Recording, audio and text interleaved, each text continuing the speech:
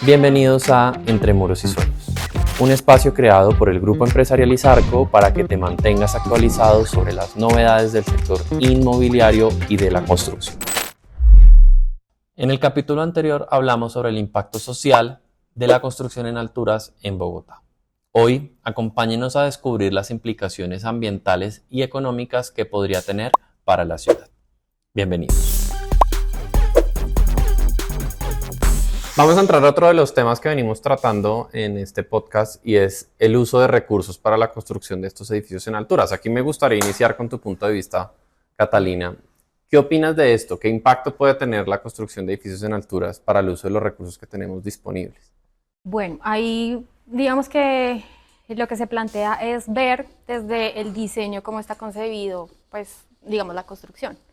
Porque obviamente, por ejemplo, pasando de cómo se va a hacer el diseño y cómo se va a hacer la construcción, es que va a influir y van a generar impactos ambientales. Entonces, por ejemplo, en lo que es la construcción, ¿qué tipo de materiales se pueden usar que, por ejemplo, puedan ser reciclados o que cuando pues, se termine la calidad, pues, la vida útil del edificio también puedan ser reciclados?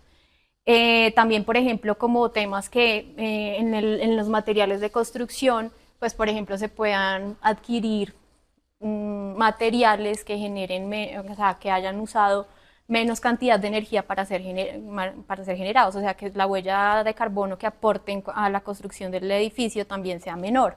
Entonces, digamos que, o sea, para mí, como le he dicho, siento que es una solución como para la población. Pero aquí, digamos, hay muchos temas y por eso ya empezamos a tocar temas de certificaciones y de todo lo que viene consecutivo dentro de las certificaciones, para que también cuando sean habitables por las personas también puedan generar menos costos, porque hay algo también que está asociado, ¿no? Que de pronto este tipo de edificaciones son más costosas, digamos, que una construcción normal. Pero también yo diría que hay que verlo a largo plazo, ¿sí? Porque también, por ejemplo, puede ser que cuando ya, obviamente, la vida útil de un edificio o de un conjunto de apartamentos pueda tener 40, 50 años o hasta más, y allí es donde se vea el ahorro de los recursos, de la energía, del agua, y no tanto, digamos, como en la primera parte, que es la construcción, que solo, no sé cuánto puede ser, unos 3 años, entonces... 2, 3 años, sí. Entonces... De acuerdo.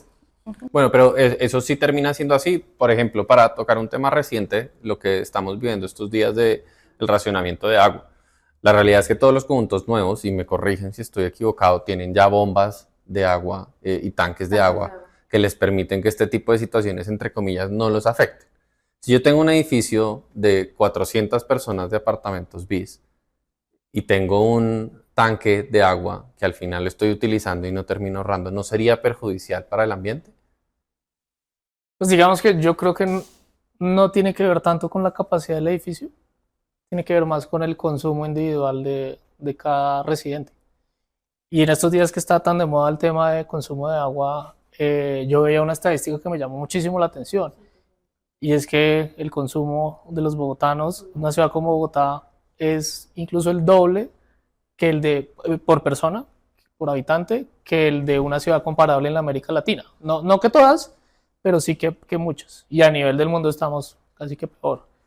Entonces, en la medida en que pues, el consumo individual sea mucho, pues si el constructor no deja un tanque de agua con suficiente capacidad para acorde a ese consumo, va a estar en desventaja con el mercado. Y es un tema, digamos, que es un poco paradójico, pero al final del día en la práctica lo que hace que no alcance el agua es que consumimos mucha y de una forma irracional. Ahora, por el otro lado, tú decías que en los edificios, dependiendo del diseño, pues va a ser lo que determine los próximos 30 o 40 años cuál es la forma de consumir. Entonces, desde el constructor sí se pueden hacer cosas que contribuyen a que el consumo del edificio sea menor, porque hoy hay tecnologías mucho más eficientes y no solo en el tema de agua, también en el tema energético. Entonces, digamos, si uno, hay sanitarios, por ejemplo, que consumen la mitad que otros sanitarios. Entonces, dependiendo del sanitario que se ponga, pues el consumo va a ser también menor. Entonces, digamos que es un tema que es una corresponsabilidad de todos los actores Lo bueno es que hoy pues ya estamos como más conscientes todos del tema. Creo que debatir que el cambio climático no existe ya es pues, tapar el sol con un dedo, es imposible. El calor que estamos viendo en Bogotá hoy en día no es normal. Aquí, No solamente aquí. no la hemos vivido, sí, solamente acá, en un día como hoy que está bastante soleado. Entonces, dependiendo de lo que uno ponga en el edificio, eso va a determinar el consumo, pero también la forma como las personas consuman dentro de sus hogares y en las oficinas. Un y tema de demás. cultura, Pues sí. la corresponsabilidad es importante porque creo que estamos en una época, que te interrumpo, en donde de verdad ya estamos viendo que tenemos que ser racionales con el uso del agua, por ejemplo, porque se nos va a acabar si seguimos con estos consumos irracionales. Vamos a llegar a no tener de verdad agua. Y también hablaban a nivel de la alcaldía que hace 40 años no se presentaba ese tipo de racionamientos. Entonces, pues como ha sido nuestro nivel de consumo, nosotros somos muy afortunados en Bogotá porque pues abrimos la llave y tenemos agua todo el tiempo, ¿cierto? Pero ¿qué pasa con las poblaciones también que no consumen agua? Entonces creo que sí también está en el tema de, primero, las construcciones que disminuyan tanto el consumo de los recursos como nosotros, pues también obviamente el tema de cómo utilizamos esos recursos. Ok, pero bueno, más allá, que es evidente y es claro que hay un tema de cultura que nos hace falta, no solamente de ahorro, sino de muchas otras cosas, pero desde la construcción, ahorita usted mencionaba una cosa muy chévere y yo tengo la duda, y muy seguramente las personas que nos escuchan también, de qué otras formas tiene el constructor para favorecer este impacto ambiental que se generan con las construcciones en altura. Me gustaría que usted me contara, Jesús, algo. Es que, digamos, en el gremio de la construcción ya hay una conciencia ambiental, ¿sí? Y eso viene de la mano de una normativa de regulación a nivel distrital y segundo, de un tema de certificaciones que desde hace algún tiempo las constructoras han implementado en sus proyectos de certificaciones para construcción sostenible. Entre ellas están la certificación LED o la certificación EDGE, que es una certificación que impulsa Camacol, ¿sí? Que es la Cámara de Constructores. ¿Y qué pasa con estas certificaciones? Básicamente están enfocadas en la optimización de recursos, en la optimización de agua, de energía y lo que mencionaba, materiales. Ahí es donde un poco la respuesta que tú hacías mención en la pregunta pasada, que decías, ¿cómo hace el edificio si yo tengo un tanque que no va a perjudicar si hoy me cortan el agua, pues yo tengo disponibilidad de agua todavía hasta que se acabe el tanque, que eso es para un día? La forma que se está implementando es que en estas certificaciones lo que están pidiendo es que los aparatos sanitarios tengan un consumo adecuado de ahorro de energía. Entonces, tú inmediatamente al usuario ya lo estás obligando a ahorrar. Lo mismo pasa, por ejemplo, con energía, con la implementación de bombillas LED, por ejemplo. Eso ya es un ahorro importante para la optimización de energía, de recursos del edificio. Entonces, y un poco ir más allá es que tú podrías en el edificio, implementando una tecnología de inteligencia, de edificios inteligentes, empezar a regular el consumo de estos recursos, ¿sí? Que ya estamos hablando un paso más allá que todavía nos falta. Ahora, en cuanto a la construcción como tal, ¿sí? Pues es sabido que la construcción de edificios es responsable del 40% de las emisiones de CO2 a nivel del planeta. Eso es exageradamente alto. Entonces, se están implementando, obviamente los edificios en altura, hasta cierto punto, por ejemplo, digamos, edificios de 20, 30 pisos, se pueden optimizar esos recursos, hablando de materiales, siempre y cuando esos materiales, por ejemplo, es un tema central de las certificaciones, es que se empleen materiales del lugar, porque una de las cosas que más impacto genera en los edificios, en la construcción, es que tú tengas que traer un material del otro lado del Atlántico. El transporte es de los temas más complejos cuando tú tienes que trabajar transportar, por ejemplo, unas placas de mármol, ¿sí?, desde Italia, y eso pues obviamente es un impacto tremendo para la construcción. Entonces, eso, por ejemplo, ya hoy hay una conciencia en la optimización de ese tipo de recursos y de ese tipo de materiales. Ahora, yo quiero volver a una pregunta que me pareció bastante importante, porque esto de los sanitarios, y usted mencionaba algo de las luces LED que de pronto es un poquito más conocido, pero ¿qué otras alternativas ofrece el constructor al momento de adecuar los apartamentos para que el consumo de agua, energía y no sé si inclusive de gas pueda reducirse? Pues digamos que como constructor hay muchas cosas por hacer. La tecnología ha avanzado muchísimo en hacer más eficientes los edificios. Hay miles de ejemplos, no solo el sanitario, también, por ejemplo, es mucho más eficiente tener un sistema de caldera central del edificio para calentar el agua que tener un calentador individual por apartamento. Eso, por ejemplo, es mucho más eficiente, más rápido, consume menos agua y consume menos energía, porque el agua sale mucho más rápido, caliente, luego hay menos tiempo que está abierta para que, digamos que el usuario está esperando a que se le caliente.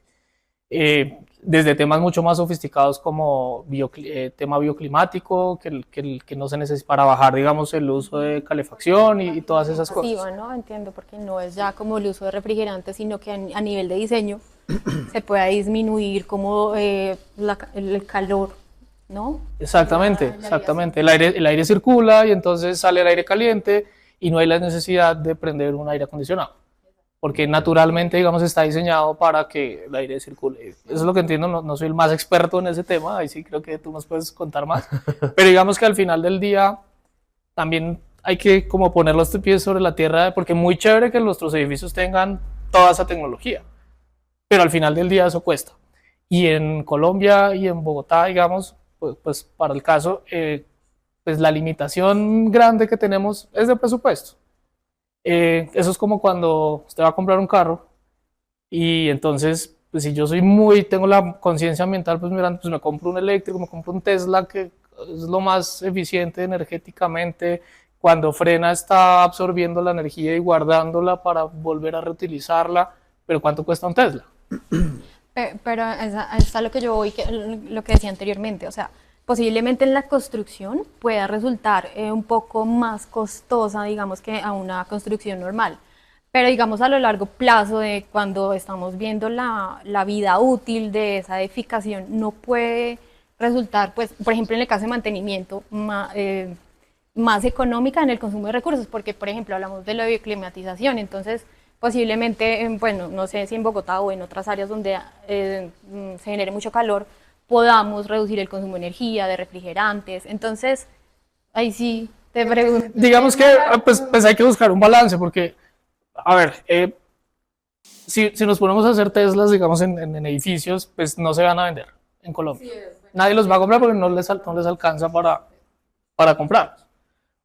Tampoco significa que no vayamos a hacer nada. Entonces, yo creo que cada vez más, como decía Jesús, las certificaciones, digamos, el mismo cliente las va exigiendo. Hay un valor agregado comercialmente, que el edificio que tiene la certificación, digamos que tiene un plus versus el que no la tiene, y eso todos los constructores lo están viendo y por eso, digamos que se va más hacia ya como esa conciencia.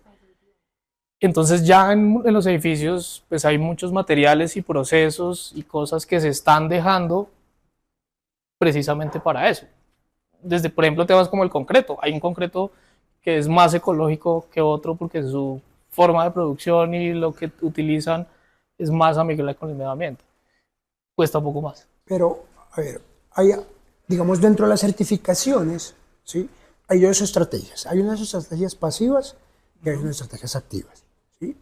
Las estrategias pasivas tienen que ver más con el diseño, por ejemplo, ¿sí? Entonces, ¿qué es una estrategia pasiva? Que tengas muy bien orientada una vivienda, ¿sí?, o tu alcoba, para que recibas un buen calentamiento durante el día y no tengas que utilizar calentadores. o que tengas una muy buena ventilación y no tengas que prender un ventilador, ¿sí?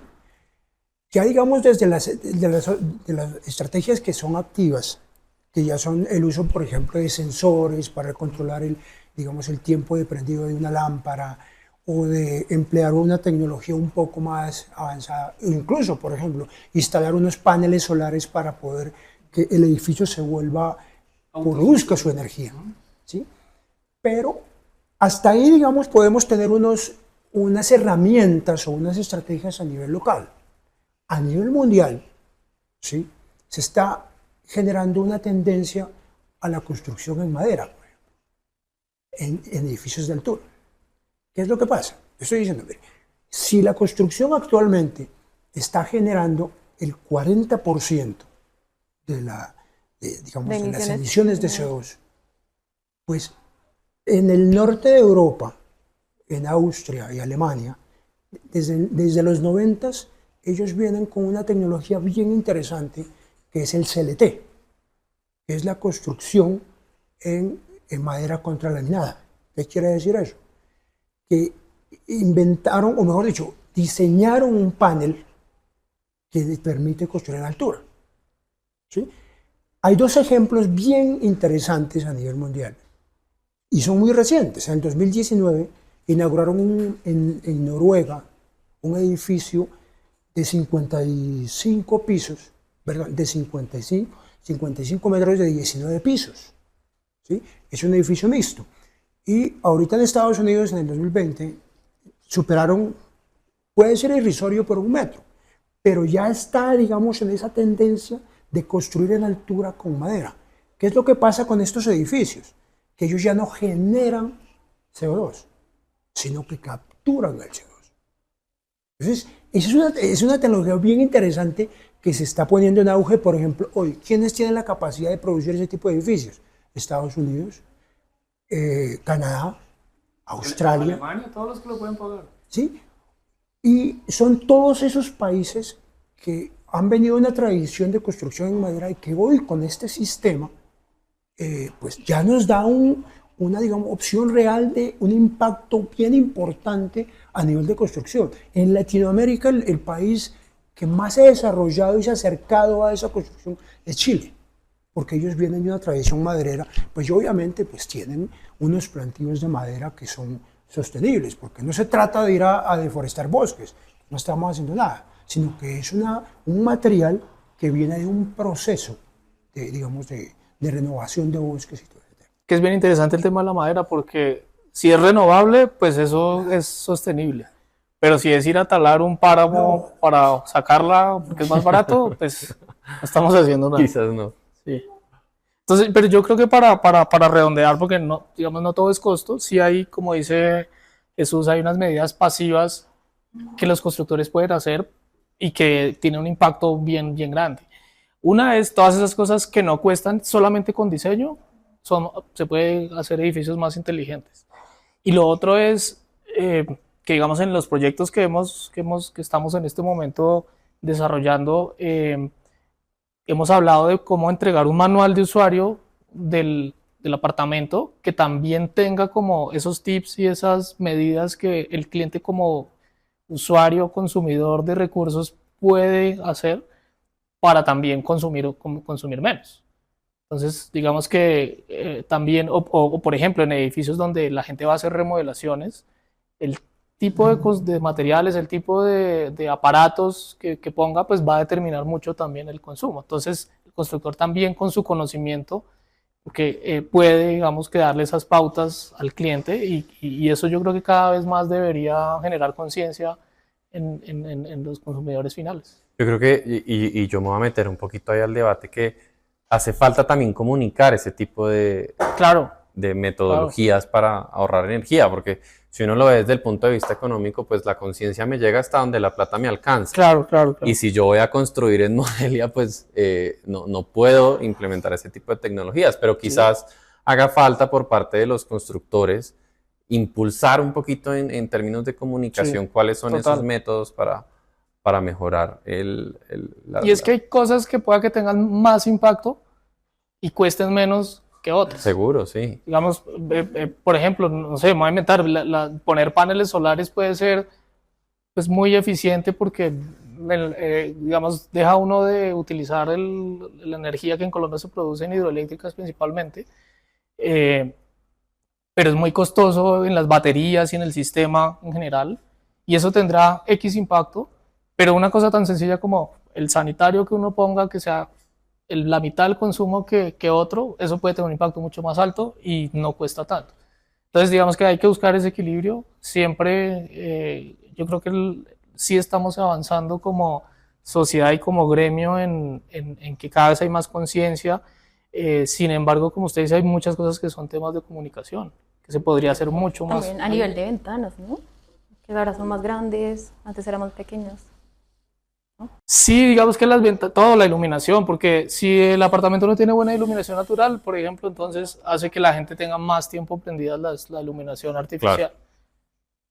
Entonces, Digamos, por ejemplo, el problema que estamos abordando hoy de la escasez del agua, hasta hace tiempo nunca creímos que se nos iba a acabar el agua, o que se iba a secar, por ejemplo, el embalse San Rafael. Nunca se nos pasó por la y cabeza. que vivíamos engañados, porque Sí. siempre nos han dicho que Colombia es muy rico en No, pero es recursos, que justamente por ese tipo que esa es de... nuestra gran riqueza, y tenemos hoy un problema Claro, de- pero ese tipo, digamos, de consignas o eslogan es lo que nos ha hecho mucho daño en la conciencia ambiental Sí, es nuestra en el uso del agua, porque no es un uso racional, nos damos cuenta que es un uso irracional. Pero, por ejemplo, si volvemos al tema de los edificios, ¿cuáles son las otras estrategias, por ejemplo? En algunos casos, y de hecho nosotros en ISARCO lo hemos implementado, es que captamos el agua lluvia, la mandamos a los tanques y optamos o por recircularla y mandarla para riego, por ejemplo, que es una vaina, para sanitarios, para... o en otros casos un poco más, digamos, más desarrollado, es que la tratamos y la mandamos para los sanitarios, ¿sí? Ok. Que eso pues sí tiene un impacto a nivel del edificio porque usted tiene que tener una doble red digamos, de Es más canalización costoso. de agua. Entonces es un sistema que es más... Pero sí hay estrategias y obviamente se están utilizando, aunque no de una manera masiva en todos los edificios, pero yo creo que existen las herramientas para poder mitigar este impacto ambiental. Siempre es bueno plantear los problemas y buscar que, por lo menos a uno, así sean ideas locas, una solución, porque si no, pues nos quedamos solo con el problema. Sí. Pero entonces yo diría, en soluciones pasivas es comunicación y ahí todo lo que se puede hacer. Y en las cosas que son, digamos, activas, como lo decía Jesús, que son más costosas y que de pronto a la hora de un presupuesto desde el punto de vista constructor y a la hora del cliente, que el cliente no lo va a pagar porque va a ver que es más caro, más costoso, ahí sí, desde el punto de vista del gobierno, como políticas macro, hay mucho por hacer. Porque es que no puede ser que tengamos políticas, digamos, que digan que van incentivadas hacia las energías renovables y demás, pero ¿dónde están los programas? No hay aportes. Uno ve noticias como que en La Guajira las empresas se retiran y ya no van a generar energía eólica porque es imposible desde el punto de vista social, tributario y demás. Y entonces el gobierno sí dice, quiero hacerlo, pero no lo hace. Entonces, hay mucho para hacer, hay mucho para hacer. Hace un rato estábamos conversando acerca del valor de las propiedades y de cómo pudiera llegar a afectar el valor, el mercado inmobiliario, la construcción de estos edificios. Algo mencionamos, pero me gustaría que ahondáramos un poquito más en eso. ¿Qué tanto pudiera, le pregunto a usted, qué tanto pudiera cambiar el valor de las propiedades en Bogotá con la construcción de edificios en altura? Yo creo que los edificios en altura, en general, agregan valor, digamos, hacen que las zonas se valoricen y eso hace que pues, la gente que compra gane, la gente que vive en la zona, que también gana, pues sus propiedades se están valorizando. A largo plazo, si no se organiza la zona como hablábamos anteriormente, pueda que sí se desvalorice, porque los problemas que generan la zona después, pero eso digamos que pues también hace parte de que se esté bien organizado. Ahora, desde el punto de vista económico, del valor del costo de la propiedad y el precio al que compran los clientes, es mucho más eficiente construir en altura. Sería más económico. Por simple economía de escala, porque tiene más volumen de metros cuadrados, las compras son pues, más grandes, por más volumen, la mano de obra, toda la contratación, todo eso es más económico. Por ejemplo, la implementación de estos sistemas que hemos venido hablando sostenibles también son más económicos en la medida que el edificio sea más grande, también por pura economía de escala. Entonces, eso yo creo que trae un beneficio tanto para el constructor como para el consumidor final, el cliente, a la hora de comprar en un edificio de más altura. Sin embargo, es contraproducente cuando solamente se habla de que sea a gran escala y masivo, y digamos, ignorando las otras cosas que también agregan valor, ¿no? Digamos que cuando se hace a gran escala también está la capacidad de hacer más zonas comunes dentro del edificio que compensen esa carencia, digamos, en la zona de equipamiento. Bueno, pero hay un paralelo, ¿no? Y es que de cara, digamos, que al constructor y a la compra de la propiedad pudiera llegar a ser más barato, pero me corrigen, esta densificación poblacional incrementaría la demanda, por ende la oferta puede que comience a encarecerse y el costo de vida en esas zonas se encarezca en el mismo sentido, ¿no? Entonces, para la población al final, ¿qué termina siendo? ¿Termina pagando por un lado lo que no pagó por el otro? ¿Cómo creen que funcionaría? Yo creo que es un tema, ya estamos tocando un tema de especulación inmobiliaria, ¿sí? Y es donde, eso es un tema de regulación. No tengo mucho conocimiento de la regulación de precios por metro cuadrado, pero puede irse en los dos sentidos. Puede ser que la competencia digamos, entre constructoras, si yo tengo 5 edificios vendiéndome apartamentos, pues entre ellas van a competir a ver quién vende más rápido, porque una de las condiciones para una constructora y para que el proyecto se vuelva viable es que se venda más rápido el proyecto. Y esa vender más rápido, pues es tener que pues, poner precios competitivos en el mercado, y eso favorece en teoría favorecería al comprador. Pero puede pasar que también que si se vende más rápido, la constructora para y dice, bueno, entonces vamos a incrementar un poco el valor porque hay buena recepción del producto del mercado, ¿sí? Entonces, creo que se pueden presentar las dos opciones. Tener una gran oferta. Ahora, cuando yo tengo una gran oferta de inmuebles, de varias tipologías, eso también es un beneficio para el comprador porque puede también tener un panorama, un abanico de decir, bueno, o me compro un edificio, perdón, un apartamento de 2 alcobas, de 3 alcobas o de 1 alcoba, ¿sí? Entonces, eso también puede generar digamos, un portafolio más amplio para el comprador. Entonces, eso es, yo creo que hay de las dos maneras, pero obviamente construir en altura es más económico y se puede generar un precio de venta más accesible para los usuarios. Pero no sé si ahí voy, pues no, igual, no conozco mucho el caso, pero o sea, como que entre más alto el apartamento, más valor tiene, obviamente por la vista, ¿sí? Entonces entiendo el punto de vista de si puede llegar a incrementar el valor de la vivienda precisamente por eso, porque mucha gente va a querer, por ejemplo, los últimos pisos, como la mejor visión, que creo que eso fue lo Ya que se habla de comprar el aire, ¿no? Que uno ya no compra el suelo, sino compra el aire. Está tan costoso allá, porque como que la gente mientras más arriba está, como que más... Sí, pero quiere pagar fíjate prioridad. que, y en esto me voy a corregir a Abel, que tiene mucho más experiencia en el tema del mercado inmobiliario, y es que la teoría es que la base subsidia a los de arriba. ¿Qué quiere decir? Yo necesito compradores abajo, en medio y arriba. ¿Sí? Entonces, y eso me ayuda a mí para compensar el valor que yo necesito vender. Sí, pues digamos que al final del día yo creo que eso se resume en que el fenómeno de la valorización en el mercado inmobiliario pues se rige por oferta y demanda y se corrige por oferta y demanda. Lo que hacen los edificios en altura es poder sacar más oferta con el mismo espacio, ¿no? que con el mismo lote pues se puede construir verticalmente muchos más inmuebles que lo que se haría en menos pisos. Pero siempre se rige por oferta y demanda. Y en el tema inmobiliario no solamente la oferta y la demanda vista como que haya suficientes compradores para comprarme el edificio que yo estoy sacando. Porque el comprador, digamos, estamos todos sometidos a competencia.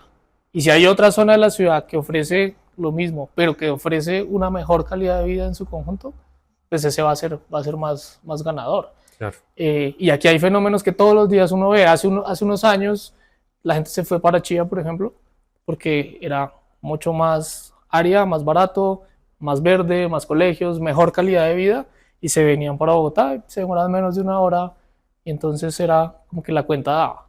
Hoy en día se demora hasta 2 y 3 horas, dependiendo del trancón, y ya la gente dice, uy, no, ya no es viable vivir en Chía porque la inversión en tiempo también es demasiado, y se devuelve.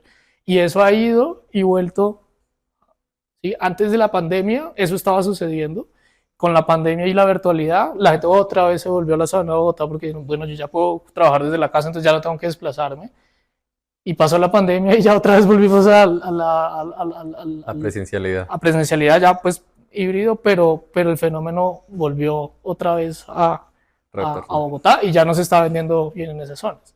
Entonces digamos que la valorización también tiene en cuenta muchos más factores, no solamente la oferta que da construir verticalmente. Hay fenómenos, por ejemplo, como que una zona se valoriza mucho.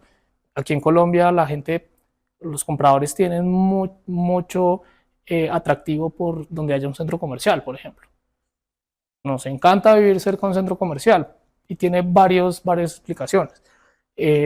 Por ejemplo, el centro comercial muchas veces es lo que suple la falta de que haya parques, de que haya clínicas, porque en el centro comercial se encuentra todo. Y también el tema de seguridad. ¿Sí? Uno se siente mucho más seguro yendo a un centro comercial, pasando el domingo o la tarde en familia, ahí haciendo todos los planes que ofrece y no yendo, digamos, a un parque o a otra zona donde de pronto no es tan seguro.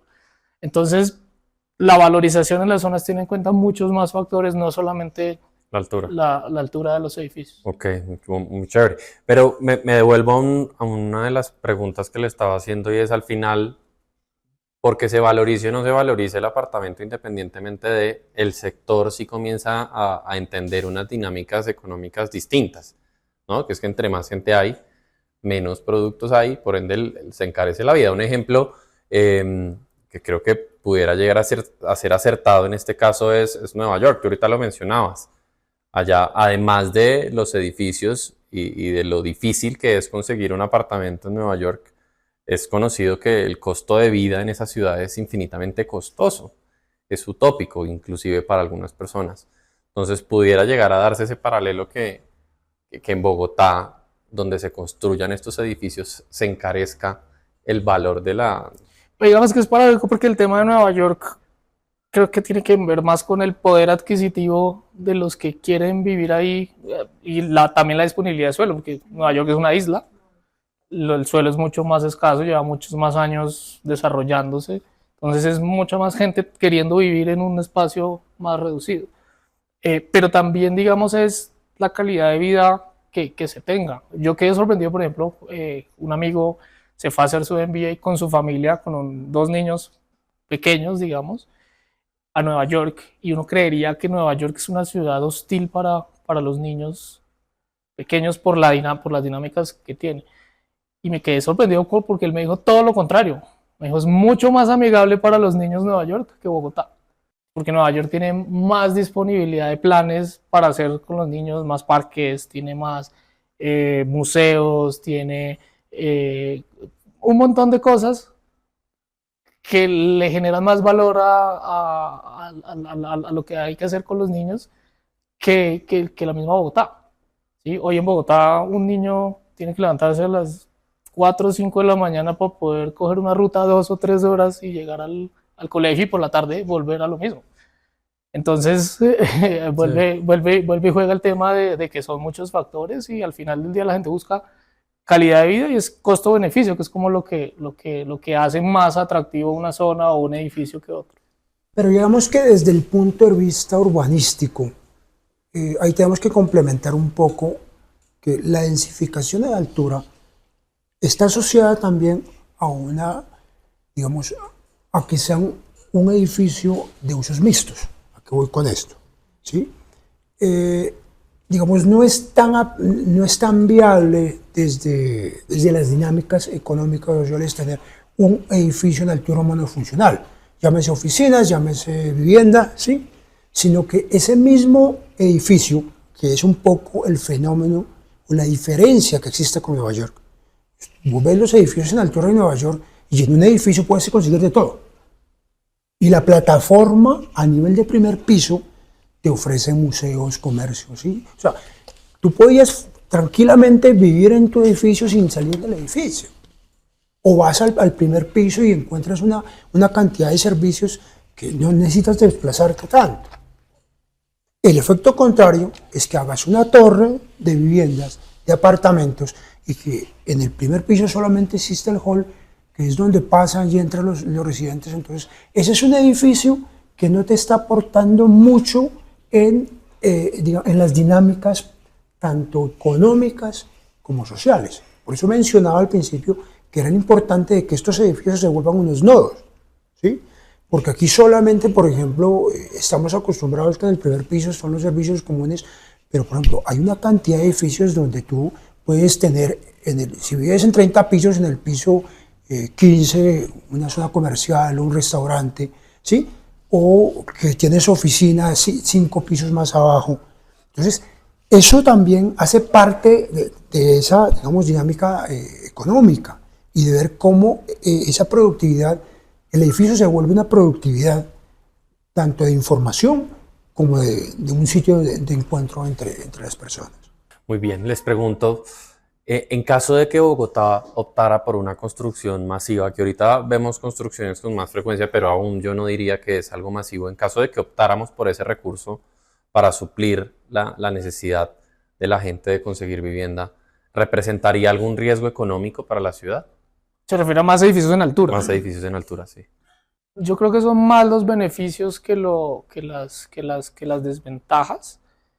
El riesgo económico, digo, Bogotá es una ciudad tan grande que no funciona, las dinámicas no son las mismas en toda la ciudad. Hay, digamos, que clústeres alrededor de la ciudad que tienen sus propias dinámicas. Y el riesgo está en que una zona se hagan muchos edificios o crezca, digamos, o se densifique desorganizadamente, y eso hace que el costo para la ciudad sí sea mucho más alto. En temas de que cuando el problema explote, digamos, masivamente en esa zona, pues las acciones que necesita hacer la ciudad para mitigarlas pues sean mucho más costosas que lo que costaría si se hubieran hecho planeadamente. Yo creo que el riesgo está asociado a lo que siempre se ha temido del tema de la burbuja inmobiliaria, ¿sí? Porque efectivamente, si usted tiene una gran oferta de edificios en altura, pues se puede someter a un fenómeno de esos. En Bogotá, pues ahora la crisis de la venta de vivienda está más asociada, digamos, a un tema del mercado, sobre todo de préstamos de los bancos o de intereses, más que una sobreoferta, ¿sí? Pero los edificios en altura, por ejemplo, una gran densificación de edificios en altura, sí creía que podría causar una burbuja inmobiliaria. Y ejemplos hay muchos. China reventó por una burbuja inmobiliaria. Hace poco una de las empresas o de las constructoras más importantes de China quebró justamente por la sobreoferta de vivienda. Sí, Evergrande se llama. Evergrande, efectivamente. Es por eso. Ahora, en China hay otro fenómeno muy complejo. Pues, obviamente, guardando distancias, es porque ellos en los últimos años han querido masificar sus ciudades. El crecimiento ha sido exponencial en muy corto tiempo. Digamos que en 10 años han pasado a tener más de 10 ciudades por encima de los 20 millones de habitantes, ¿sí? Entonces estamos hablando de una dinámica muy acelerada. Bogotá, pues, hasta hoy, pues, no ha tenido como una gran... no se ha enfrentado a una burbuja inmobiliaria. Antes, al contrario, aquí hay muchos proyectos que, por ejemplo, el mismo caso de Cedritos. Si Cedritos no hubiera reventado los servicios públicos, la red de servicios, seguiríamos construyendo en cedritos. Y se seguiría densificando en cedritos y seguiríamos vendiendo en cedritos. ¿Sí? Caso el edificio del sector Gran Granada, que también son edificios de altura y que son zonas residenciales, pero todo lo que se ha ofrecido se ha vendido. ¿Sí? Entonces, por ese lado creo que hay una gran dinámica, pero pues de todas maneras no hay que tener un control, y más que quererlos hacer, es poderlos hacer. Lo que hablábamos al principio de que ya la normativa nos está empezando a decir, bueno, los podemos hacer no en todas partes, sino en sectores específicos que nos brinden las condiciones. Bueno, muy bien. Ya estamos llegando al final de nuestro primer capítulo de Entre Muros y Sueños, y quisiera cerrar con una pregunta base, que quiero que me la respondan todos, y es, ¿conviene o no la edificación en alturas en Bogotá? ¿Y por qué creen que conviene o no? ¿Quién quiere empezar? No, pues yo diría que sin duda conviene, con un asterisco muy grande, que es desde que sea organizado, desde que no sea una cosa, digamos, descontrolada, desde todo punto de vista, no solo de la ciudad, sino también del constructor. Pero el constructor, digamos que es, creo que el más consciente, porque al final del día es al que le duele el bolsillo. Si saca, porque sí, los constructores sacan, porque sí, en una zona muchos edificios, pues son los que seguramente se van a quedar con ese inventario sin vender.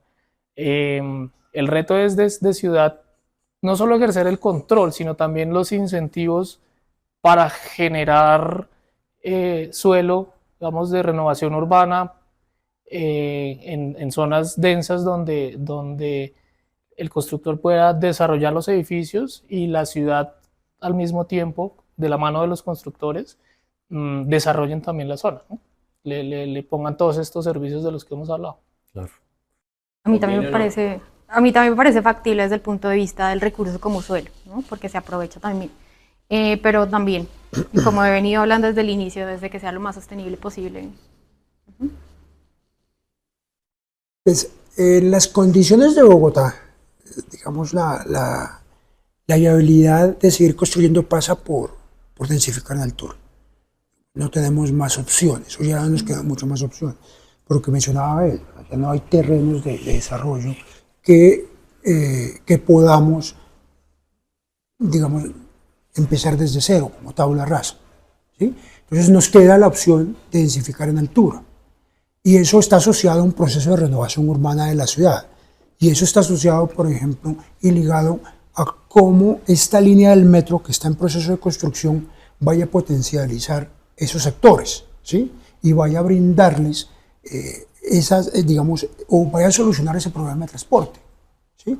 Entonces yo creo que la renovación urbana, incluso, por ejemplo, las constructoras, estamos en ese proceso de transición, porque pasamos de tener disponibilidad de edificio o de lotes vacantes para poder construir, a pensar en renovar la ciudad. Y ese pensar en renovar la ciudad, la alternativa es densificarla en altura. Bueno. Yo agregaría, para terminar, que pues hay muchos ejemplos, muchos casos de estudio interesantes, buenos y malos.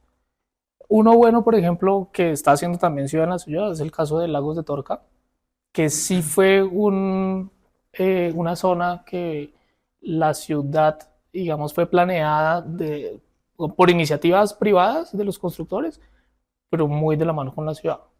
Y hoy se está generando mucha oferta allá, se está, digamos, vendiendo muy bien, tiene, digamos, una planeación muy integral de lo que son servicios complementarios a solamente el uso de vivienda, pero es insuficiente para toda la demanda que se viene, y como dice Jesús, pues la alternativa más viable es renovar zonas más céntricas, ¿no?